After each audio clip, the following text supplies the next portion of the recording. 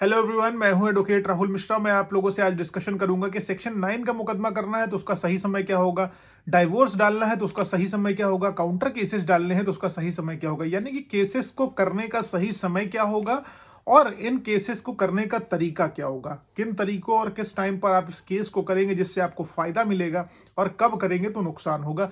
आज मैं आप लोगों के साथ यही डिस्कशन करूंगा इस वीडियो में। लेकिन उससे पहले हर बार की तरह मेरी आपसे रिक्वेस्ट है कि अगर आप लोग चैनल पर नए हैं या पहली बार आ रहे हैं, अभी तक आप लोगों ने इसे सब्सक्राइब नहीं किया है, तो प्लीज़ सब्सक्राइब करिएगा। साथ ही साथ अगर आप मुझसे पर्सनली मिलना चाहते हैं या मुझसे बात करना चाहते हैं लखनऊ, दिल्ली, इलाहाबाद में, तो आप अपनी अपॉइंटमेंट बुक कराकर मुझसे मिल सकते हैं या बात कर सकते हैं। नंबर आपको डिस्क्रिप्शन में मिल जाएगा। देखिए दोस्तों, अब सबसे पहला मुद्दा क्या होता है। देखिए, जैसे आप हस्बैंड वाइफ हैं, आपके बीच में मैट्रिमोनियल विवाद होता है। मैट्रिमोनियल विवाद में क्या होगा, कोई भी कहा सुनी हो जाती है। मैटर अगर थाने तक पहुंच गया, एफआईआर तक पहुंच गया है, तो आपके बीच में वैमनस्य और मतभेद हो जाएंगे। यहाँ पर क्या होगा, आपकी वाइफ जो है आपका घर छोड़कर अपने मायके चली जाएंगी। मायके चली गई, वहां पर फिर क्या होगा कि उनके बाप भाई से उनकी बात होती है।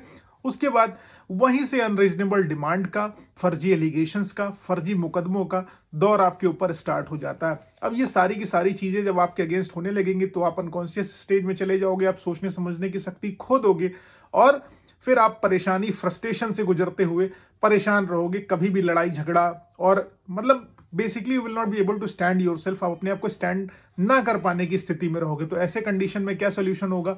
पहला सोल्यूशन तो जो मैं हर वीडियो में आप लोगों को कहता हूं कि आपसी बातचीत के साथ, आपसी सहमति के साथ एक बार बातचीत कर लें। देखें, अगर आप लोगों के बीच में चीजें बनने लायक है तो प्लीज बना लें। अगर नहीं बनने लायक है तो कोशिश यही करिए कि म्यूचुअली आप दोनों सेटल करके डाइवोर्स लेके एक दूसरे से अलग हो जाइए।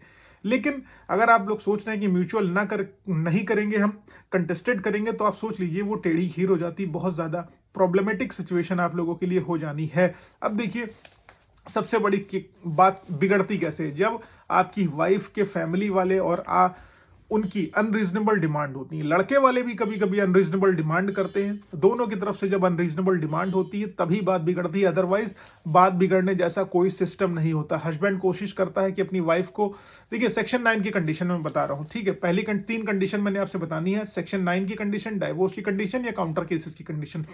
सेक्शन 9 की कंडीशन में यह है कि जैसे मान लीजिए आप पति जो है अपनी वाइफ को लाना चाहता है। अब वो अपनी वाइफ को लाने के लिए सेक्शन 9 डालना चाहता है। अब वो अगर सेक्शन 9 डाल देता है तो आपकी वाइफ को ये नहीं लगेगा कि आप अपनी वाइफ को रियलिटी में लाना चाहते हो, अपना घर बसाना चाहते हो, वापस उनके साथ सुखी संसार बसाना चाहते हो। उनको ये लगेगा कि आपने उनके ऊपर एक मुकदमा लिखा दिया है, और मुकदमा लिखा दिया है इसका मतलब ये हो गया कि उनकी भवें एकदम टेढ़ी हो जाएगी, भाव भंगिमा बदल जाएगी, वो एकदम गुस्सा आ जाएंगी, आग बबूला हो जाएंगी, और उनके फैमिली वाले भी कि हमारे ऊपर इन्होंने मुकदमा कर दिया है। ठीक, अब यहां से दौर शुरू होगा, एक बुरा दौर। ठीक, जब आपने सेक्शन 9 डाल दिया तो यहां से बुरा दौर शुरू होगा। आपकी वाइफ आपके ऊपर, जब आपने जल्दबाजी में सेक्शन 9 डाल दिया है उनको वापस लाने के लिए, तो आपकी वाइफ क्या करेंगी, 125 मेंटेनेंस सबसे पहले आपसे मांगेंगी। डोमेस्टिक वायलेंस में रेजिडेंशियल राइट मांगेंगी। 498A का मुकदमा करेंगी। 377 भी लगा सकती हैं, और न जाने कितने कितने एलिगेशन, कितने कितने केसेस वो लगा सकती है। वो ये नहीं सोचेंगे कि आप उनको वापस लाना चाहते हैं, बल्कि वो ये सोचेंगे कि उन्होंने मेरे ऊपर मुकदमे कर दिए हैं तो मेरी बारी है कि उनके ऊपर जी भर के मुकदमे मैं लिखा दूं, मुकदमों में उनको फंसा दूं। ऐसी कंडीशन में अब जब आप लाने की कोशिश कर रहे थे तो उल्टा आप फंस गए। आपने सेक्शन 9 भी डाल दिया और आपके ऊपर उल्टे मुकदमे हो गए। अब आप सेक्शन 9 का भी मुकदमा लड़ेंगे, उसके बाद जो फालतू के मुकदमे आपकी वाइफ ने आपके ऊपर लिखा दिए हैं उसको भी लड़ेंगे। अब मैं बात करूं अगर वाइफ के पॉइंट ऑफ व्यू से, देखिए वाइफ का पॉइंट ऑफ व्यू क्या है। वाइफ अगर वापस आना चाहती है तो वो डीवी में रेजिडेंशियल राइट मांग ले। अब यहां पर रेजिडेंशियल राइट मांगना बुरी बात नहीं है, आपको उस घर में वापस रहना, आप रहना चाहती है तो रेजिडेंशियल राइट मांगिए। रेजिडेंशियल राइट के साथ साथ लेकिन आप सेक्शन 9 भी डालिए। इससे आपका आधार मजबूत होगा कि भैया मैं तो तुम्हें तलाक देना ही नहीं चाहती, मैं तो तुम्हारे साथ ही रहना चाहती हूँ, इसीलिए मैंने सेक्शन 9 भी डाला हुआ, रेजिडेंशियल राइट भी मांगा है कि उस घर में रहना भी है, अपनी मैरिज को मुझे रिस्टोर भी करना है। लेकिन शुरुआत कहां से होती फर्जी मुकदमों की, जब हस्बैंड आपका सेक्शन 9 डालता है, यानी कि जब हस्बैंड अपनी तरफ से सेक्शन 9 का मुकदमा डालता है, तब वहां से फर्जी मुकदमों की शुरुआत होती है। हस्बैंड सोचता है कि यार हम केस विड्रॉ कर ले क्या। जब आप केस विड्रॉ कर लोगे तो आपका नेगेटिव इंपैक्ट चला जाएगा। वाइफ वहां पर ही साबित कर देंगी कि सर इन्होंने तो सेक्शन 9 डाला था और बाद में इन्होंने सेक्शन 9 विड्रॉ कर लिया, मतलब इनकी इंटेंशन अब मलेशियस हो चुकी है, क्लियर हो चुका है कि मुझे वापस लाना नहीं चाहते, घर में रखना नहीं चाहते, मुझे निकाल देना चाहते, तलाक लेना चाहते। यहां से आपका मिसकंडक्ट और मिसबिहेवियर और गलत इंप्रेशन कोर्ट में जाना स्टार्ट हो जाएगा। और आपके लिए क्या प्रॉब्लम हो जाएगी, आपकी इमेज जो है कोर्ट में डिस्टॉर्ट हो जाएगी, खराब हो जाएगी। अब आप विड्रॉ कर लेते हो सेक्शन 9 तो भी प्रॉब्लम है, और डाल चुके हो नहीं लड़ते हो तो भी प्रॉब्लम है, आपके अगेंस्ट चला जाएगा सारा का सारा चीजें, एग्जीक्यूशन आप नहीं करा पाओगे, वहां पर भी आपके लिए दिक्कत हो जाएगी। तो सेक्शन 9 आप तभी डालें जब एक्चुअल में आपको लाना है और उनके साथ रहना है, तब डालिए। कभी कभी क्या लोग होते हैं कि जैसे आप डाइवोर्स करना है तो लोग कहेंगे डाइवोर्स का ग्राउंड मजबूत करने के लिए आप सेक्शन 9 डाल दो। सेक्शन 9 जब आप डाल दोगे, आपकी वाइफ नहीं आई, डिग्री एग्जीक्यूट आपने कराने के लिए आदेश कर दिया, फिर भी वो नहीं आना चाह रही, अब क्या कर लोगे? वो अपील में चली जाएंगी। 4 साल 5 साल आपने इधर मुकदमा लड़ा और उसके बाद उधर लंबा टाइम टेन्योर निकाल दिया, 5-6 साल 7 साल जवानी आपकी कोर्ट में बीत गई। लेकिन इसका भी प्रोविजन है एक, जो बहुत सारे लोग नहीं जानते हैं। सेक्शन 21B सब क्लॉज 2 ये कहता है कि कोई भी मैट्रिमोनियल डिस्प्यूट हो HMA का, वो आपको 6 महीने में निपटाना है। 6 महीने में मुकदमा और 3 महीने में अपील। 9 महीने में आपको डाइवोर्स एक्चुअल में मिल सकता है अगर आप इस लॉ प्रोविजन का इस्तेमाल करते हैं। लेकिन रियलिटी में लोग नहीं करते, उनको जानकारी नहीं होती। लेकिन जानकारी होने के बावजूद नहीं कर रहे हो तो फिर गलत बात है। अगर ऐसी कोई डिटेल मुझसे चाहिए, आपको हेल्प चाहिए, तो I am going to help you out at any cost, ठीक है। उसके बाद अब मैंने आपको बात कर लिया सेक्शन 9 वाली कंडीशन की बात कर ली। अब मैं आपसे बात कर रहा हूं डाइवोर्स वाली कंडीशन की, जब आपको तलाक लेना है। अब कई बार क्या हो रहा है, तो कई लोग कहते हैं कि सर क्या मुझे डाइवोर्स खुद से नहीं डालना चाहिए? देखिए, अगर आप डाइवोर्स खुद से डालते हैं, तलाक किसी भी कंडीशन में, अगर चाहे लड़का हो या लड़की हो, अगर वो अपने लेवल पे अपने एंड से तलाक डालते हैं, अपने एंड से तलाक का मुकदमा दाखिल करते हैं, तो इससे क्या होगा, कोर्ट में नेगेटिव इंपैक्ट आएगा, आपका एक्चुअल में आएगा। क्योंकि कोर्ट कहेगी कि यही बंदा नहीं रहना चाहता या यही बंदी नहीं रहना चाहती। अब कंटेस्टेड डाइवोर्स उसी कंडीशन में डालिए जब आपके पास कोई भी ऑप्शन बचे ना, यानी कि म्यूचुअली सेटल होने की सारी प्रोबेबिलिटी खत्म हो चुकी है। और सबसे खास चीज ये होगी कंटेस्टेड डाइवोर्स डालने की, जब डिजर्शन पीरियड बीत गया हो, यानी कि लगातार आपकी वाइफ बिना रीजन के आपके घर से चली गई हैं, बिना कुछ बताए वापस नहीं आ रही हैं, और आपको अपनी मैरिज रिस्टोर करनी है। आपने सेक्शन 9 भी डाल दिया, डिग्री आपके फेवर में आ गई है, वो लेकिन नहीं आ रही है, ठीक है। तो ऐसी दशा में आप सेक्शन 9 का मुकदमा फाइल करिए, सॉरी डाइवोर्स का मुकदमा आप फाइल करिए। डाइवोर्स, कंटेस्टेड डाइवोर्स उसी कंडीशन में डले जब कोई भी प्रोबेबिलिटी बचे ना कि आपकी चीजें मैनेज हो जाए, कोई भी ऑप्शन आपके पास बचे ना, तभी आप जो डाइवोर्स डालिए, कंटेस्टेड वो उस कंडीशन में डालिए।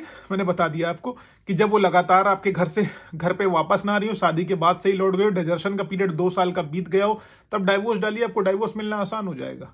या सेक्शन 9 की डिग्री आपके फेवर में हो गई तो डालिए, आपका को डाइवोर्स मिलना आसान हो जाएगा।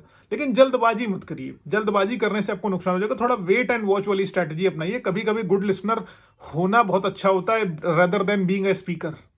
कभी कभी शांति से चीजों को वॉच करिए, धोनी की तरह कूल्ड माइंड से, उसके बाद हिट करिए, अटैक करिए, ठीक है। अब डाइवोर्स के लिए कई बार लोग क्या क्या करते हैं, देखिए डाइवोर्स के लिए कई बार वाइफ हस्बैंड के ऊपर एलिगेशन लगा देती है कि इनका जो है इलिसिट रिलेशनशिप। अब कह देने से इलिसिट रिलेशनशिप है किसी के साथ, ये लगातार किसी के साथ शारीरिक संबंध बना रहे हैं या फिजिकल रिलेशनशिप स्टैब्लिश करते रहे, इससे नहीं होगा। कुछ लोग कहते हैं ये दूसरी लड़की के साथ खड़ा हुआ था, मेरे पास फोटोग्राफ है। खड़े होने से क्या प्रूफ कर पाओगी कि ये बंदा जो है इलिसिट रिलेशनशिप में? दुनिया किसी के साथ भी खड़ी हो सकती है, हम लोग ना जाने कितनी महिलाओं के साथ खड़े होते हैं, तो क्या आप उससे कहोगे कि ये वकील साहब का इलिसिट रिलेशनशिप है? नहीं। लेकिन जब तक आपके पास अप्रोप्रिएट एविडेंसेस ना हो, इस आधार पर मत जाइए, वरना आप सालों लड़ते रह जाएंगे, कुछ होने वाला नहीं, आप प्रूफ नहीं कर पाएंगे। या कई बार कहते हैं, औरतें कहती हैं मेरा हस्बैंड सेक्सुअली वीक है। मध्य प्रदेश का एक मैटर है मेरे पास, उसमें कहते हैं कि हस्बैंड सेक्सुअली वीक है, मुझे तलाक चाहिए। लेकिन क्या होता है, कुछ दिनों बाद प्रेगनेंसी आ जाती है, उनको बच्चा हो जाता है, कैसे कहेंगे हस्बैंड सेक्सुअली वीक है? ये सारी की सारी चीजें अननेसेसरी के फेक और बेग एलिगेशन नहीं लगाते। जो सही है उसके आधार पर आप डाइवोर्स लीजिए, अगर नहीं बन रही है तो किनारे हो जाइए। सिंपल सा तरीका है, इस चीज को अपनाइए। अदरवाइज प्रॉब्लम आपके लिए भी होगी, प्रॉब्लम उनके लिए भी होगी। दोनों लोगों का जो यंग एज होगा ना, वो खत्म हो जाएगा। प्रैक्टिकलिटी बता रहा हूं मैं कोर्ट की आपको, ठीक है। उसके बाद तीसरी स्टेज आती है काउंटर केसेस की। अब आप बहुत सारे लोग कहते हैं सर मेरी वाइफ ने 50 केस कर रखे हैं मेरे अगेंस्ट और मैंने कोई केस नहीं किया हुआ है। इस कंडीशन में मैं कहां जाऊं, क्या करूं? अभी तक आपने कोई केस नहीं किया, बहुत अच्छा किया, कोई बात नहीं। अब अगर आप केस नहीं करते हो तो आपसे बड़ा मूर्ख कोई नहीं है। Every action has equal and opposite reaction. Newton's का थर्ड लॉ पढ़ रखा हुआ है। बॉल हवा में उछाली तो नीचे गिरेगी, एप्पल अगर ऊपर है तो नीचे गिरेगा, ठीक है। कुछ भी हो, बंदूक से गोली चलाओगे तो गन रिकॉइल करेगी, पीछे आपको जर्क लगेगा, है ना। तो इसलिए उन्होंने आपके ऊपर फर्जी एलिगेशन लगाए, फर्जी आरोप लगाए, फर्जी मुकदमे लगाए, तो ताली दोनों हाथ से बजती है। उन्होंने आपके साथ भी कुछ गलत किया होगा उसके एविडेंसेस आपके पास होंगे, मारा पीटा होगा, गाली गलौज करी होगी, आपके ऑफिस पे आपको डाटा पीटा होगा, आपके पास सबूत होंगे, उनके घर वालों ने आपसे पैसा मांगा होगा, एक्सटॉर्शन किया होगा, 383-84 में मुकदमे लिखाइए, मानहानि हुई आपकी, डेफेमेशन 499 में जाइए, आपको उन्होंने फर्जी मुकदमों में फंसाने की कोशिश की, जैसे 377 के, 376 की, मतलब ऐसा दंड आपको दिलाने के लिए उन्होंने धमकाया हो कि आप मेरी अनरीजनेबल डिमांड फुलफिल कर दो, नहीं तो आपको जो है हम ऐसा दंड दिलाएंगे जिसमें मृत्यु दंड होता है या फांसी होती है या आजीवन कारावास होता है, जिसमें अगर आप ये साबित कर ले गए एक्सटॉर्शन एक तरीके का, और तो 389 आईपीसी में आपको पनिशमेंट मिलेगी 10 साल की। तो आपके पास भी अगर ग्राउंड है तो काउंटर केसेस करिए। काउंटर केसेस के लिए बहुत ज्यादा वेट नहीं करना है, क्योंकि जब आप काउंटर केस कर देंगे तब आपकी वाइफ सरेंडर हो जाएंगी। ठीक है, कई सारे मेरे सब्सक्राइबर हैं जिनको मैंने काउंटर केसेस का सजेशन दिया हुआ है, उनके आप फीडबैक पढ़ सकते हैं कमेंट्स में कि सर आपने काउंटर केसेस बताए, उसके बाद मेरी वाइफ नेगोशिएट करने लगी, वो अब मुझसे नेगोशिएशन पर आ गई हैं। तो नेगोशिएशन पर अगर किसी को घुटने पर लाना है तो उसके लिए भी आपको अटैकिंग मोड में जाना पड़ेगा, ना कि डिफेंसिव मोड में। हमेशा डिफेंस अच्छा नहीं होता, sometime it's better to attack. Dhoni कभी हमेशा जो है कूल माइंडेड होकर बैटिंग नहीं करते, एकदम शांति से पहले ऑब्जर्व करते हैं, ऑब्जर्वेशन आपने कर ली, वेट कर लिया, उसके बाद जब धोनी का स्ट्राइक रेट बदलता है तो एकदम चेंज हो जाता है सब कुछ। रोहित शर्मा का आपको 264 रन का मैटर याद होगा कि पहले 100 रन बने थे कितनी ज्यादा गेंदों में, उसके दूसरे 100 रन कितनी कम गेंदों में बन गए। तो इसलिए it's better to attack rather than waiting. I hope आपको ये सारी की सारी चीजें क्लियर हैं, इससे आपको बहुत ज्यादा जो है कॉन्फिडेंस और बल मिला होगा। अगर बल मिला है तो कमेंट करके बताना, लाइक शेयर सब्सक्राइब करना, पर्सनली बात करनी हो या आपको फर्जी मुकदमों का डर है कि आपके अगेंस्ट कोई फर्जी मुकदमे लिखा सकता है, तो आप मुझसे इन्फॉर्मेटरी पिटीशन में हेल्प ले सकते हो। मैं आपको सेक्शन 39 इन्फॉर्मेटरी पिटीशन में हेल्प कर दूंगा, जिससे आपके अगेंस्ट कोई फर्जी मुकदमे लिखाएगा तो अपने आप को बचा पाएंगे। और फेसबुक, इंस्टाग्राम, ट्विटर पर अभी तक आपने मुझे फॉलो नहीं किया तो प्लीज वहां फॉलो करिए, लिंक डिस्क्रिप्शन में है। दूसरे चैनल भी मेरा आप जाके मेरी प्रोफाइल में देख सकते हैं, उसको भी सब्सक्राइब कर सकते हैं। थैंक यू सो मच, जय हिंद।